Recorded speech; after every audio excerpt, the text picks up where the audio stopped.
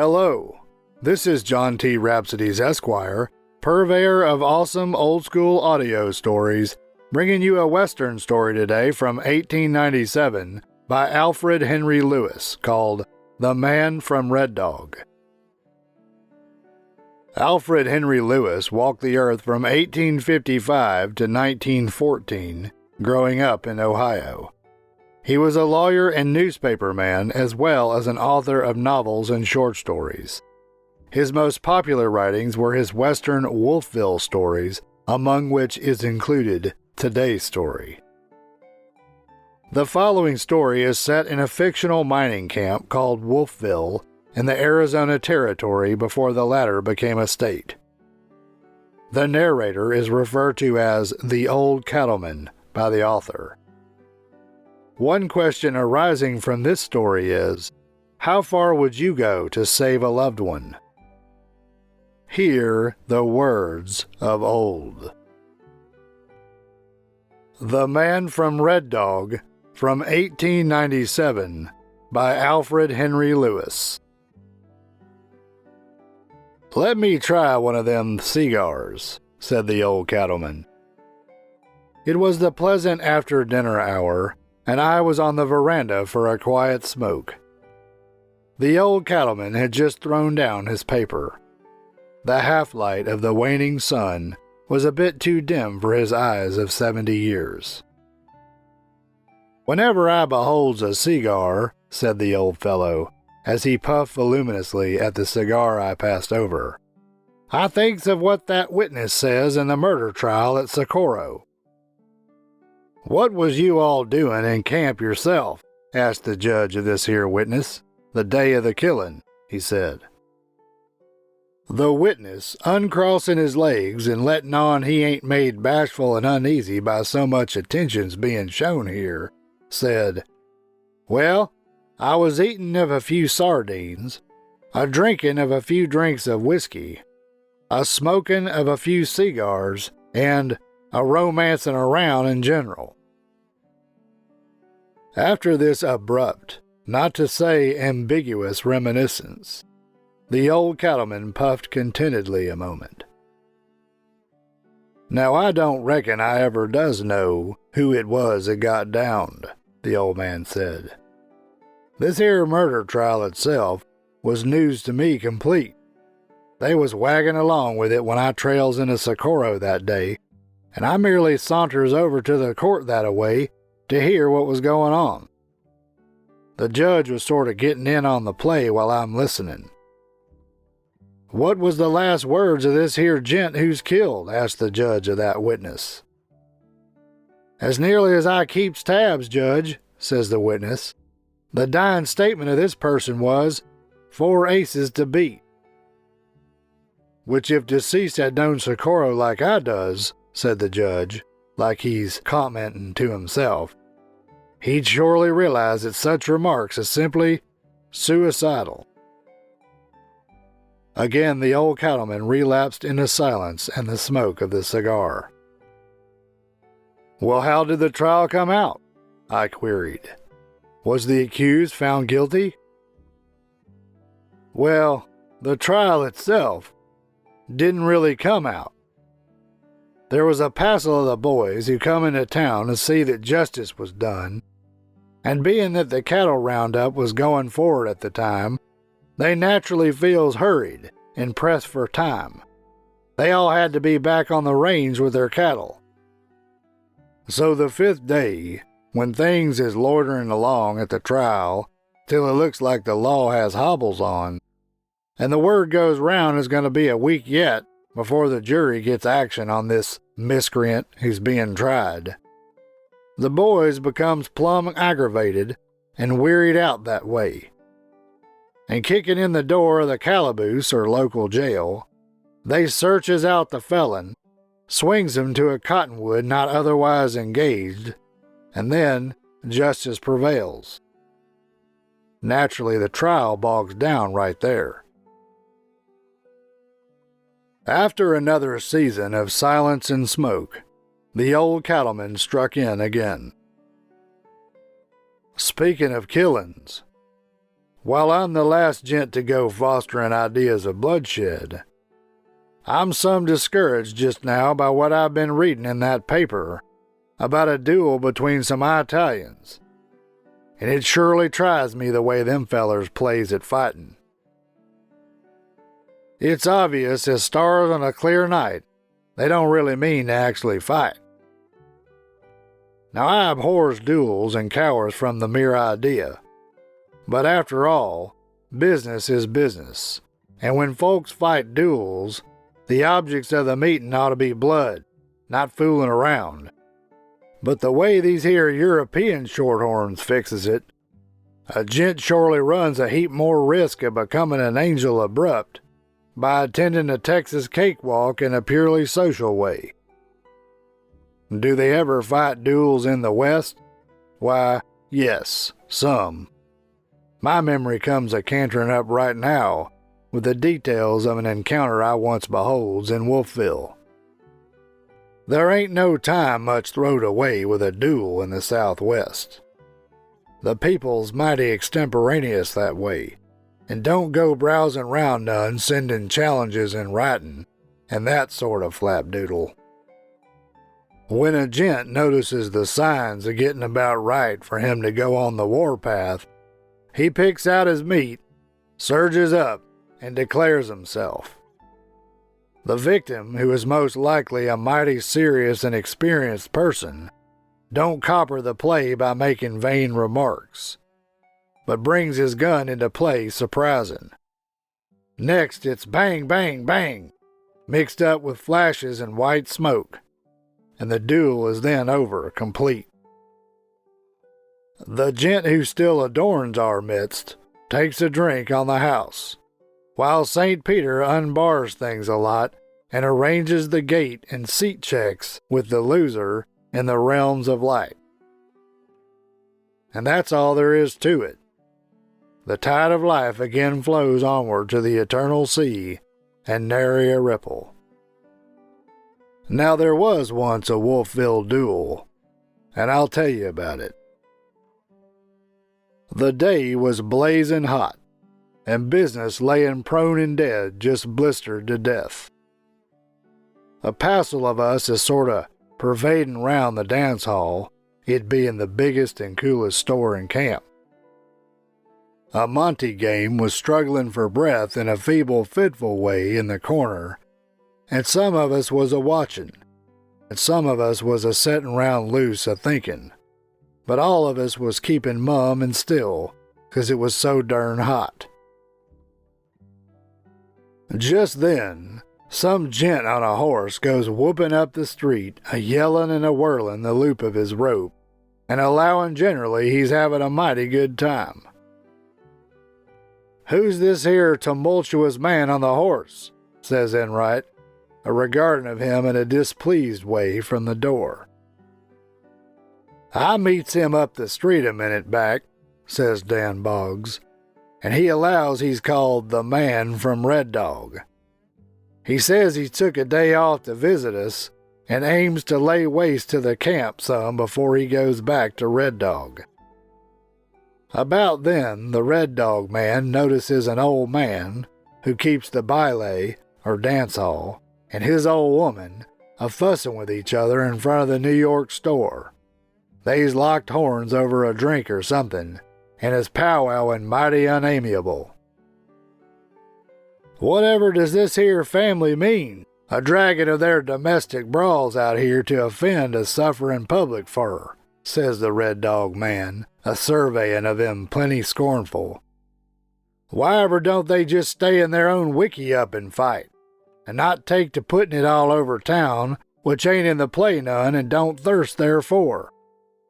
However, I unites and reconciles this here divided household easy." With this, the Red Dog man drops the loop of his lariat, or rope, round the two contestants, and jumps his bronco up the street like it's coming out of a gun. Course, the old man and woman goes along on their heads promiscuous. They goes coasting along until they gets pulled into a mesquite bush, and the rope slips off the saddle and there they be. We alls go over from the dance hall, extricating of 'em, and final they rounds up mighty hapless and weak, and can only walk barely. They surely lose enough hide to make a pair of leggings. See now, I brings 'em together like twins, says the Red Dog man, riding back for his rope. I offers 2 to 1, no limit, they don't fight none whatever for a month. Which, as it surely looks like he's right, no one tries to discipline 'em. So the Red Dog man leaves his bluff a-hangin' and goes into the dance hall and meditates libating. All y'all promenade to the bar, yells the Red Dog man as he goes in. I'm a wolf, and it's my night to howl. Don't rouse me, barkeep, with the sight of merely 1 bottle, though. Set 'em all up. I'm some fastidious about my firewater and likes a chance to select. Well, we alls takes our inspiration, and the Red Dog man tucks his under his belt and then turns round to Enright. I takes it you're the old he-coon of this here outfit, says the Red Dog man, supercilious-like. Which if I ain't, says Enright, it's plenty safe as a play to let your wisdom flow this way till the he-coon gets here. If there's anything, says the Red Dog man, I turns from sick, it's violence and devastation. But I hears such complaints constant of this here camp of Wolfville, I takes my first idle day to ride over and line things up.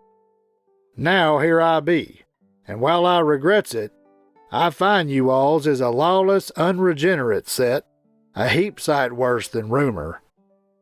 I now takes the notion, for I sees no other trail, that by next drink time I climbs into the saddle, throws my rope round this den of sin, and removes it from the map. Naturally, says Enright, some sarcastic, in making them schemes, you ain't looking for no trouble whatever with a band of terrapins like us. None whatever, says the Red Dog man, mighty confident. In 30 minutes I distributes this here hamlet round in the landscape, which feat becoming history, I then canters back to Red Dog. Well, says Enright, it's plenty polite to let us know what's coming this way. Oh, I ain't telling you none, says the Red Dog man. I simply lets fly this hint, so any of you alls that got some bric-a-brac he values special will take some warning and pack it off safe. It's about then when Cherokee Hall, who's looking on, shoulders in between Enright and the Red Dog man, mighty positive. Cherokee is a heap set in his ideas, and I sees right off he's took a notion against the Red Dog man. As you've got a lot of work cut out for you, says Cherokee, eyeing the Red Dog man malignant. S'pose we tips the canteen again. I surely will, says the Red Dog man. I drinks with friend, and I drinks with foe, with the part of my bosom and the shuddering victim of my wrath all similar. Cherokee turns out a big drink and stands a-holding of it in his hand. I wants to say right here, this Cherokee's plenty guileful. You was namin', says Cherokee, some public improvements you aims to make, such as moving this here camp round some, I believes. That's whatever, says the Red Dog man, and the Holocaust I initiates is due to start in 15 minutes. I've been figuring on you, says Cherokee, and I gives you the result in strict confidence without holding out a card. When you talks of tearing up Wolfville, you're a liar and a horse thief, and you ain't gonna tear up nothing. What's this I hears? Yells the frenzied Red Dog man, reaching for his gun. But he never gets it, For the same second, Cherokee spills the glass of whiskey straight in his eyes, and the next he's anguished and blind as a mole. "I'll fix this here fool," says Cherokee, a-hurling of the Red Dog man to the floor, face down, while his 9-inch bowie knife shines in his hand like the sting of a wasp. "I'll sure fix him so he can't even get a job clerking in a store." And grabbing the Red Dog man's hair, which is long as the mane of a pony, Cherokee slashes it off close in one motion with the knife. "There's a fringe for your leggings, Nell," remarks Cherokee, as he turned over the crop of hair to Pharaoh Nell. "Now, Doc," Cherokee says to Doc Peets, "take this here Red Dog stranger over to the Red Light Saloon.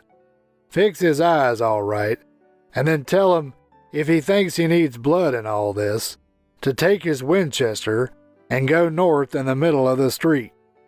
In 20 minutes by the watch, I'll step out of the dance hall door a-looking for him. Point him to the door all fair and square. I don't aim to be playing nothing low on this here gent. He'll get a fair chance for his ante." Doc Pete sorta accumulates the Red Dog man, who is cussing and carrying on scandalous, and leads him over to the Red Light Saloon. In a minute, word comes to Cherokee that the Red Dog man's eyes is healing up all proper, and that he's making war medicine and is growing more hostile constant, and to get his gun ready. At that, Cherokee, mighty calm, sends out for Jack Moore's Winchester, which is an 8 square, the latest model. "Oh, Cherokee," says Pharaoh Nell, beginning to cry and curling her arms round his neck. "I'm afraid he's gonna down you. Ain't there no way to fix it? Can't Dan here settle with this Red Dog man instead of you?" "Certainly," says Dan Boggs, and I makes the trip too gleeful. Just to spare Nell's feelings, Cherokee, and not to interfere with no gent's little game, I'll take your hand and play it." "No, sir," says Cherokee. "This here's my deal. Now don't cry, Nellie," he adds, smoothing down her yellow hair. "Folks in my business has to hold themselves ready to face any game on the word, and they never weakens or lay down. And another thing, little girl, I'm gonna get this Red Dog sharp and sure. I'm in the middle of a run of luck. I held 4s twice last night with a flush and a full hand out agin 'em." Well, Nell at last lets go of Cherokee's neck, and, being a female and timid that way, allows she'll go and won't stop to see the shooting none. We applauds the idea, thinking she might shake Cherokee some if she stays, and of course, a gent out shooting for his life needs his nerve. Well, the 20 minutes is up. The Red Dog man gets his rifle off in his saddle and goes down the middle of the street. Turning up his big sombrero, he squares around, cocks his gun, and waits. Then, Enright and Cherokee go in the street about 100 yards from the Red Dog man. After Cherokee's placed, Enright holds up his hand for attention and says, "When all is ready, I'll stand to one side and drop my hat. You all fire at will." Enright goes over to the side of the street, counts 1, 2, 3, and drops his hat. Bangity bang bang goes the rifles like the roll of a drum. Cherokee can work a Winchester like one of these here Yankee alarm clocks, and that Red Dog man don't seem none behind.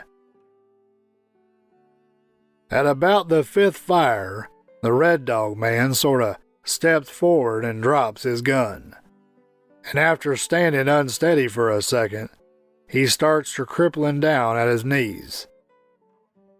At last he comes ahead on his face like a landslide, There's 2 bullets plumb through his lungs, and when we gets to him, the red froth is coming out of his mouth something plenty. We packed the Red Dog man back into the red light saloon and laid him on to a Monty table. He came to a little, and Doc Peets asked him if he wanted anything. "I want you all to take off my moccasins and pack me into the street," says the Red Dog man. "I ain't allowing for my old mama in Missouri to be told as how I dies in no gin mill, which she surely abominates of 'em, and I don't die with no boots on neither." We all packed him back into the street again and pulled away at his boots. About the time we get him off, the Red Dog man sags back convulsive, and there he was dead as Santa Anna. "What sort of game is this, anyhow?" says Dan Boggs, who, while we stands there, has been pawing over the Red Dog man's rifle. "Looks like this vivacious party's plumb locoed. Here's his hindsights wedged up for 1,000 yards, and he's been a shooting of cartridges with 120 grains of powder in 'em. Between the sights being way off and the jump of the powder that was too strong, he was shooting plumb over Cherokee's head, though aiming straight at him." "Nellie," says Enright, looking remorseful at the girl, who colors up and begins to cry again, "did you cold deck this here Red Dog sport this way?" "I was afraid he would get Cherokee," sobs Nell, "so I slides over when you alls is waiting and fixes his gun some." "Which I should surely concede you did," says Enright. "The way that Red Dog gent manipulates his weapon shows he knows his game. And except for you a setting things up on him, I'm powerful afraid he'd have spoiled Cherokee a whole lot." "Well, gents," says Enright after thinking a while, "I reckon we all might as well drink on it. Hell hath no fury, not only like a woman scorned, like the feller said, but also like a woman who wants to save her man." And that concludes Alfred Henry Lewis's 1897 story called The Man from Red Dog. As asked in the introduction, how far would you go to save a loved one? Let us know in the comments. This is John T. Rhapsodies Esquire, purveyor of awesome old-school audio stories. Thank you for listening. If you like the music you heard in the introduction and throughout this story, stay tuned to hear more at the end of the video. You can find more stories like this in the channel's playlists. Find them by staying tuned for the last 20 seconds of this video and clicking on the end screen icon. You can also go to the channel homepage and click on the word Playlists. If you enjoyed this story and would like to hear more, please help me earn the warm embrace of Mr. and Mrs. YouTubes who look with loving favor upon those channels whose listeners faithfully subscribe, like, comment, click the notification bell, and share the videos with their friends so that they too can hear the words of old.